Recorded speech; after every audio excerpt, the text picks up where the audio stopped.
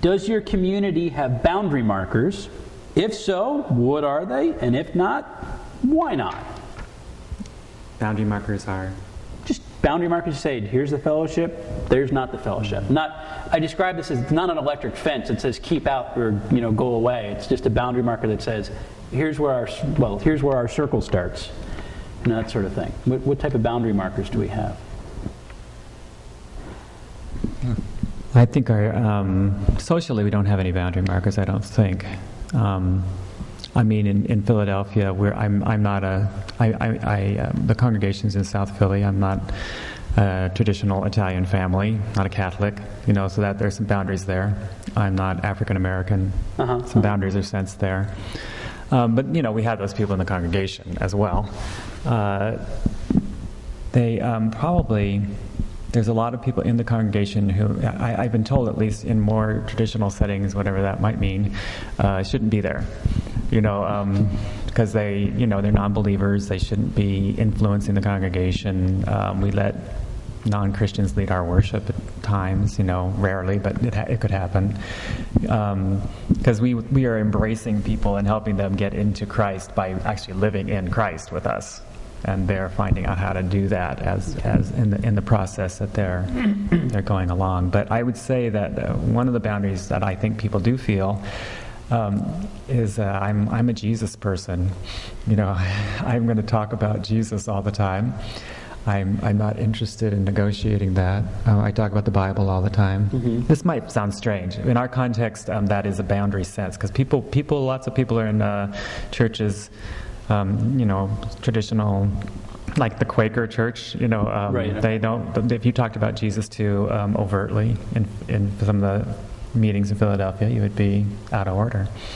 Because you're not being embracing enough. So we're pretty evangelical in our sense of how the gospel is presented, and so for some people that's a hard edge. One of your boundary markers is Jesus. Yes. That would be a good boundary marker for a church. Well, I have people arguing with me about that. I can understand. I've had that argument with people, not here, but elsewhere. So that's a pretty good boundary marker. Frank, you guys have any boundary markers? Well, one of our core values is that we are an inclusive community where all are welcome, and this is something which you can't readily see, which raises some questions. Are we really inclusive? Mm-hmm. I believe it's the commitment of the church as we've grown into what we've become that we really are inclusive. We want anybody to feel free to be there, regardless of, and not just free, but truly welcome to be there, regardless of what their background is, what their sexual preference is. I want to make sure that we're talking about, with boundaries here, we're not talking about like, oh, you have to get out now. It's more of a way of delineating, here's where the community is that we're actually inviting you to be included into. That's what I mean by a boundary marker. So, how do you, in that call to be inclusive, show people where this community kind of starts, where they come into it? Like I say, it's not an electric fence. It says, right, we have to pass you out. There's the bouncers at the door. This is a kind of a... Well, in reality, anybody's welcome to be there. It's because... like I think I said earlier, we seek to be inclusive. You can be part of the community, and you can include yourself in the community and not have a relationship with Jesus. Mm-hmm. But that doesn't mean that this community is not about Jesus. We've got people that come regularly to some of our study groups that are not believers in Jesus, but they're seekers, they're interested. Mm-hmm. And sometimes they really push and pull and yank us around a little, but that's good. Mm-hmm. What are the boundaries of the community? The covenantal community Is that what you're talking about? The covenantal communities is part of it, but also that inclusive. I mean, how does a seeker know that they are inside the circle where they can ask the questions that you talk about? You know, how do they know?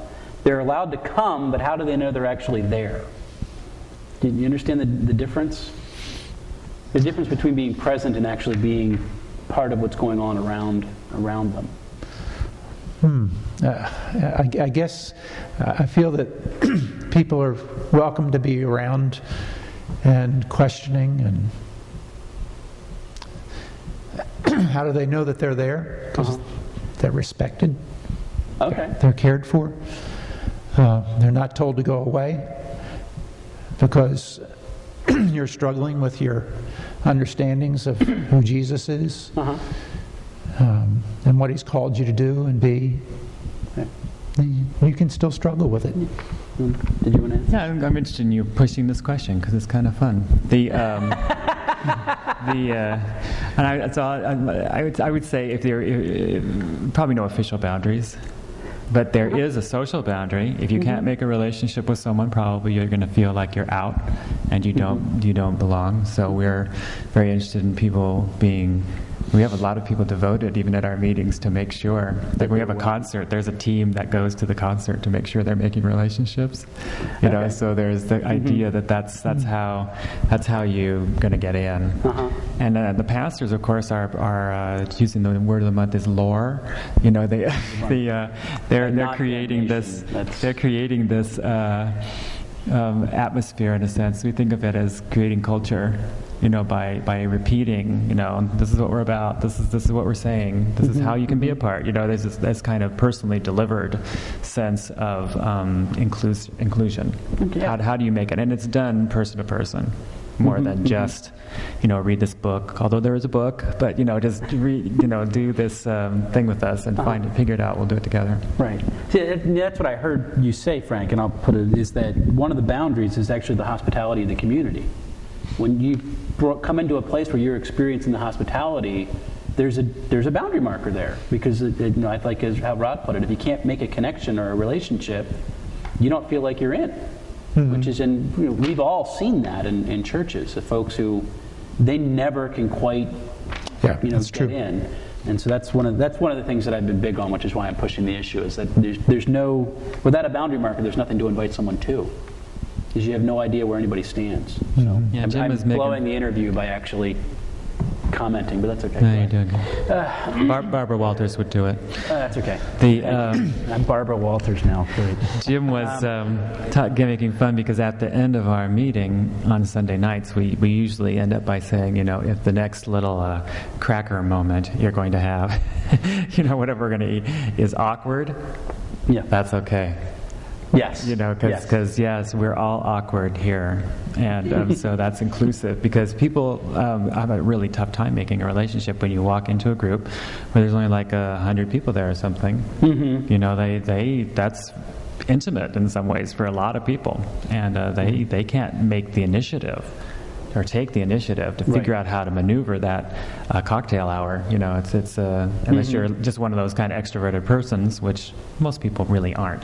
Yeah. You know, so it's very difficult. I think recognizing that helps. You know, and loosens up the boundary because it really is there. And then for the covenant community, the boundary is Jesus, which that's a good thing. People argue about it. I love that. And this is